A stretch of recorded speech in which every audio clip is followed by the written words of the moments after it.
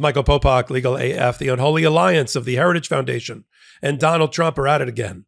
They're going to try to use the court system with filing a number of lawsuits, just like they did to interfere with the peaceful transfer of power. This time, they're going to try to stop Kamala Harris from being on the ballot in all 50 states and from her using the $91.5 million available to her as a war chest in the transfer of funds from the Biden-Harris campaign to the Harris campaign, which she's allowed to do. And how is Donald Trump going to do that? Let's expose it here on this hot take.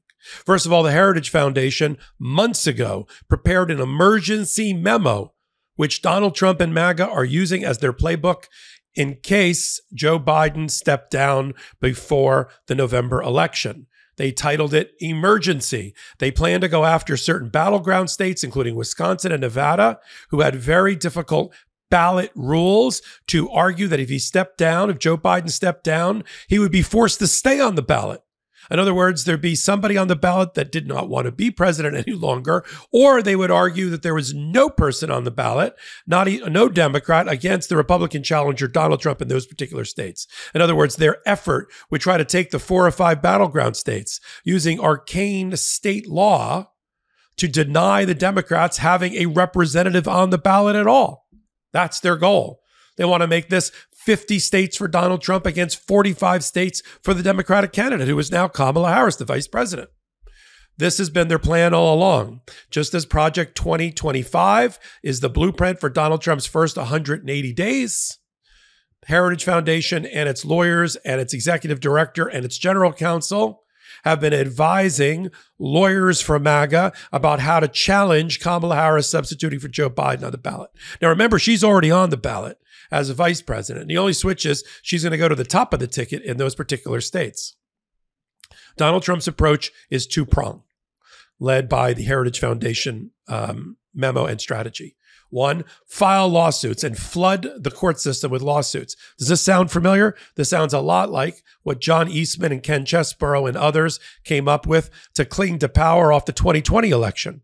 File 70 lawsuits, 70, in various states. You eventually lose all of them, but it ties up the process and mucks it up. But we're only about 100 days or so away from the election.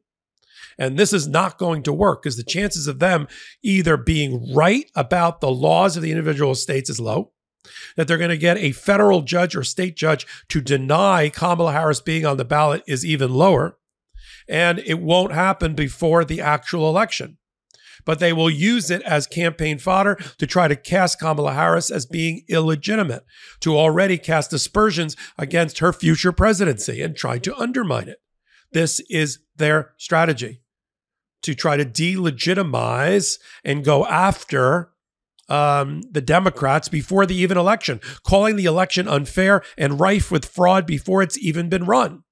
As part of this strategy, besides the multiple lawsuits that they're preparing to file within the various battleground states, including Nevada and Wisconsin and other places that have some arcane ballot election law rules, they also had the Trump campaign file with the Federal Election Commission an FEC administrative complaint against the fact that Joe Biden filed papers a few days ago to transfer the Biden-Harris campaign fund chest from Biden to Harris for president, and the $91.5 million that was in there. In other words, giving her the war chest that they together, collectively, Biden and Harris, had accumulated.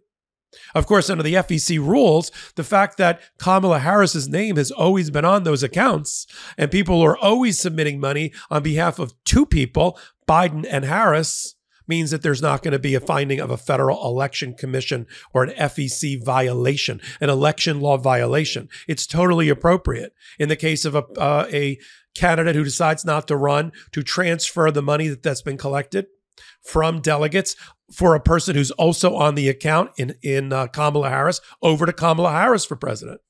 And it's going to take a while for the FEC to make their ruling. And through a doctrine that's called administrative exhaustion, where you have to exhaust your administrative remedies before you go to court, they're going to have to wait, the Trump campaign, 120 days to see if the FEC even moves on this issue before they can file in federal court and argue that the FEC is moving too slow. Now, they can try to file improvidently with a court, try to get some sort of DC circuit court, good luck with that, federal circuit court, where they've lost time and time again, to rule in their favor and force the FEC to make their ruling. But the chances of that happening between now and the election are approaching zero. By now, all you legal AFers know that I'm always on the lookout for ways to strengthen my immunity, gut health, improve my fitness and metabolism, and enhance my skin and hair radiance. Well, I recently discovered an incredible product. It's called Armra Colostrum. Yes, colostrum, exactly what it sounds like. And this is just a game-changing new sponsor that we have here at Legal AF. I love it. It's a new bioactive whole food that seems almost too good to be true, but it's got thousands upon thousands of 5-star reviews, and it's life-changing. These testimonials that you'll read, if you go and look, you'll see what they are. Colostrum, as you all know, anyone who has ever raised animals or who has had their own children knows that colostrum is the first nutrition we receive in life and contains all the essential nutrients that our bodies need in order to thrive. Armra Colostrum is a proprietary concentrate of bovine colostrum that harnesses over 400 living bioactive nutrients that strengthen the barriers of your body and fuel cellular health for thousands of research-backed health benefits. It strengthens immunity, it ignites your metabolism, and it fortifies your gut health. It activates your hair growth and your skin radiance, and it powers fitness performance and recovery and confers powerful anti-aging benefits.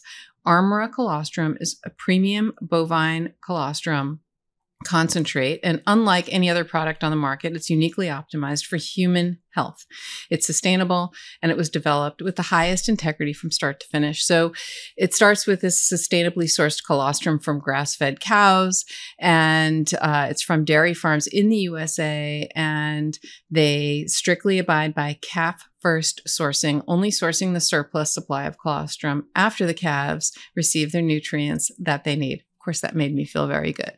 Unlike most colostrums, which use heat pasteurization that depletes nutrient potency, Armra leverages their proprietary cold chain biopotent pasteurization technology, which is an innovative process that preserves the integrity and bioavailability of hundreds of bioactive nutrients. Armra removes unnecessary compounds like casein and fat to guarantee the highest potency and bioavailability of any colostrum available on the market.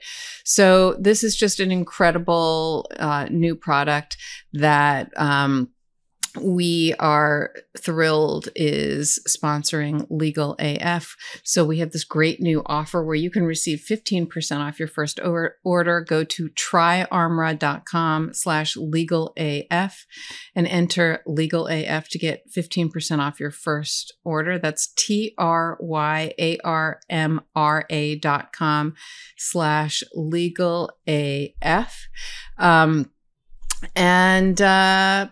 I hope you really like this new product. But that's not going to stop them. And I don't want the audience here on Legal AF and on MeidasTouch to be distracted by, again, all of these ridiculous dead on arrival lawsuits. Let me make a solid prediction here on this particular hot take. I don't care how many lawsuits that the Republicans led by the Heritage Foundation emergency memo file in battleground states, they're going to lose at the federal or state level, and Kamala Harris is going to be on the ballot. The only state that was potentially in jeopardy was Ohio, because its nominating ballot requirement was before the Democratic National Committee convention to confirm now Kamala Harris as the leader of the Democratic Party and as the presidential candidate. There was about a 10-day gap, but Mike DeWine of Ohio, ironically also the home state of J.D. Vance, is promulgating some legislation quickly that will align Ohio with the appropriate date for the Republican confirming convention, which is going to be done virtually anyway. She's going to get confirmed. Between delegates and superdelegates, she has more than enough, obviously, to be the candidate and to get the war chest, the $91.5 million that was for Biden-Harris, and to be on the ballots in all 50 states, including Ohio. But we're going to see a fusillade of lawsuits being filed, all of them dead on arrival. tying up the court system, using the court system, weaponizing the court system, or to turn a phrase that MAGA uses, using the law as lawfare in order to try to convince some segment of the American voting public that Kamala Harris and her candidacy is illegitimate, that she doesn't belong on the ballot. So when they lose in November, they can do what they did on Jan 6th in 2021 and try to cling to power and argue that she is an illegitimate president who came from an illegitimate president who shouldn't have been on the ballots and disenfranchise people. Listen to Donald Trump talking about people in the Democratic Party, the 14 million that voted for Joe Biden, being disenfranchised. Suddenly, the savior of disenfranchisement, the savior of making sure that people have the right to vote and their vote is respected. Donald Trump, right? That's like an arsonist becoming the captain of the fire department, right? Or the fire marshal. And so forget all of that noise. Forget all of these arguments that make no sense and are gaslighting, that Donald Trump wants to make sure that your vote is being respected. Joe Biden made his own decision, I'm sure influenced by outside advisors, that he would not stand for re-election. Kamala Harris, vice president, was the natural successor, both constitutionally and from a political standpoint. And she's going to get the money. She's going to get on the ballot. She's going to get the votes. And all these lawsuits are just going to waste millions and millions of dollars of Donald Trump's own money and of the Democratic Party's money in defending it and making sure that she stays on the ballot. And woe be any federal judge, like one of these MAGA federal judges, who tries to take her off the ballot. Because then we're going to have emergency appeals and expedited appeals that may go all the way up to the United States Supreme Court, who should, based on prior precedent, which they usually ignore, say that these are political questions and these people like Kamala Harris have to be on the ballot for the American people to decide. And it's not for the courts to decide who should be on the ballot. I mean, they just did that for Donald Trump, allowing him to be on the ballot, both as an insurrectionist and finding that he had basically immunity and won't be putting himself through a criminal trial again from now until November. What's good for the goose is good for the gander. Time for them to rule appropriately, if need be, if it even gets up to them before November, that Kamala Harris belongs on the ballot. There's going to be lawsuits led by the Heritage Foundation and MAGA. They're going to lose. There's going to be attempts to deny her the $91 million. They are going to lose, nor will they be reached by Election Day. We'll continue to cover it all, just like this, and analyze it and break it down for you on the MeidasTouch Network and on Legal AF. You like what we're doing? Come join us on Wednesdays and Saturdays. Find out why we named the podcast at the intersection of law and politics, Legal AF. Now you know why. 8 p.m., YouTube, MeidasTouch. Be there, please. We invite you, if you're not already there, and pick us up on every audio podcast platform. Look under Legal AF. Follow me, Michael Popok, right here on the MeidasTouch Network on hot takes just like this one. And if you like what I'm doing, give me a thumbs up and leave a comment. And maybe we'll open a dialogue. We'll have a conversation right here on the MeidasTouch Network. So until my next hot take, until my next Legal AF, this is Michael Popok reporting. Heary, Legal AF Law Breakdown is now in session. Go beyond the headlines and get a deep dive into the important legal concepts you need to know, and we discuss every day on Legal AF.